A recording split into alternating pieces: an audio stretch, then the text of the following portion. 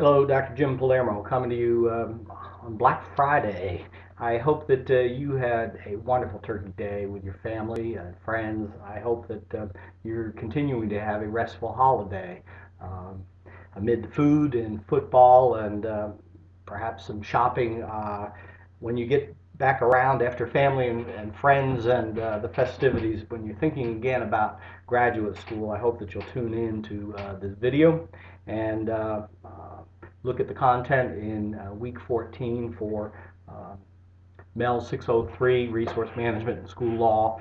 But not a whole lot of work, not a whole lot of new reading or work for you to do this week. I do want you to focus on completing your artifact work, SciApp D and E, and yeah, so here's the update for this week. Um, Again, no new readings in the text, no new discussions this week. I'm cycling back in content to areas that I probably skimmed over in the past and have some, I believe this is a new content to share with you, a couple of PowerPoint presentations. One from the text on liability and student records.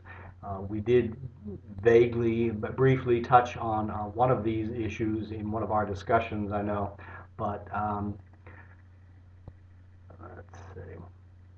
There were a couple of items in this particular content that I would direct you to, and if you have some time, please take a look at this PowerPoint that summarizes some of Chapter 20 on FERPA and student records.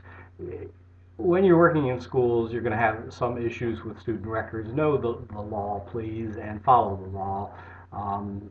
Divorce parents each wanting copies of Johnny's report card, that kind of thing comes up, and you best have folks at your school. School counselors often know the law, know how to work with school uh, special programs personnel. Lots of confidentiality issues can come up, and know the law, follow the law, please. What did I want to say in particular here? Uh, know the law, follow the law, but also act in good faith. A few things will really save you, and being a Boy Scout has not hurt me as a school administrator. When you act in good faith, when you do the best job that you can every day, and when you're truthful and honest with people, it goes a long way to doing the right thing, but also having the best intentions in mind, even when you don't know the right thing to do. So act in good faith. Avoid acts where there's an intent to harm or injure another, an act of malice, because that will hang you up and you will make poor choices. And limiting liability. So again, the truth is the best defense, and knowing and acting with a pure heart can never hurt you. What did Jiminy Cricket advise? Let your conscience be your guide. When you don't know what to do, Pinocchio, let your conscience be your guide.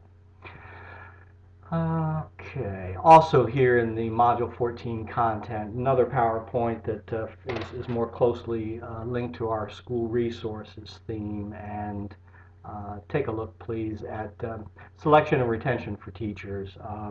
We did talk about this. I did have you go interview someone at your school and find out how interviews and hires happen at your school, what the process is for hiring, and much of that is reviewed here again.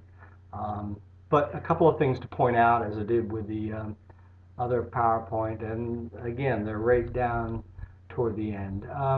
Interviews, we talked about that. Again, make sure you know what you can legally ask and not ask. There's a couple slides of questions that you might not have thought about, but you cannot legally ask.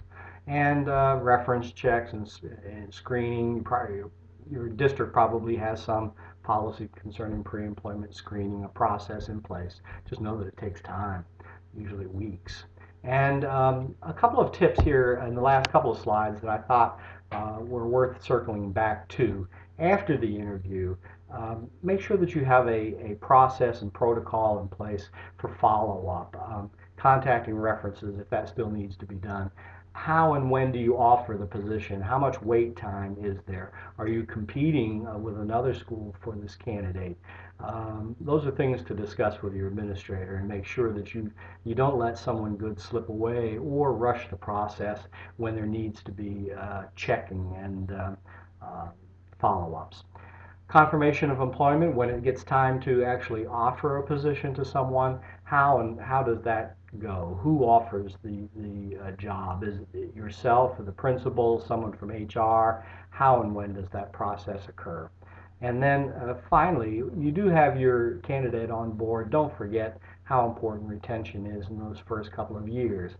Providing a mentor to that BT, providing training and the way we do things around here, an induction process of some sort, a way to bring folks into the fold and make them part of the family and the school. So a couple of good tips there in that content. No new content for you to master this time, but again, you know that SIAP D&E are going to be due this week, December 2nd at midnight or December 3rd at midnight, whenever that may be. I hope that I have said enough about SIAP D and E. If you're working on those papers and don't know where to start, always come back, please, to the MELS handbook. As I scroll down there and say something in general about SIAP, D is the school improvement project. So, big picture, you should have completed SIAP A, B, and C prior to this course. And here we go. School improvement. The name of number 6 is SIAP, but school improvement is really what it's all about. And again, I hope that you have been part of the school improvement process at your school. I hope that as part of the school improvement planning over the course of the last year or so, your team has examined lots of data that would be included or could be included in your school data image project, SIAP A and B, where you disaggregated that data, SIAP C, where you have circled back to a presentation on the teacher working conditions survey, so that all of that different data has already been analyzed at your school. At Wake, we do a 2-year cycle of school improvement, and each year we do get the team together and we focus on this year's goals. So however planning happens in the macro and the large process at your school, I'll bet that there's an annual focus group that comes together and says, this is going to be, these are going to be the goals for this year, this annual cycle. If you have some process at your place that's similar to that, that really, don't reinvent the wheel on focus group component D. Somehow incorporate that annual school improvement cycle here in your plan, your recommendations in D. And then resource allocation is for the whole SIAP, what human resources, what fiscal resources, what time, how did you tweak the schedule, what resources were brought to bear to try to meet the goals of the focus group. Again, if you have questions, please do just always come back to the handbook. And I have included in MELS content artifact exemplars as well, including one that I think is more proficient than exemplary, but here in the Artifact 6 exemplars folder in content, if you need to see something to help you understand where you're going, at least proficient D&E and at least or exemplary. This is a good exemplar for SIAP D&E. So nothing new for this week, but getting these assignments done and finished as we get close to the end of the semester.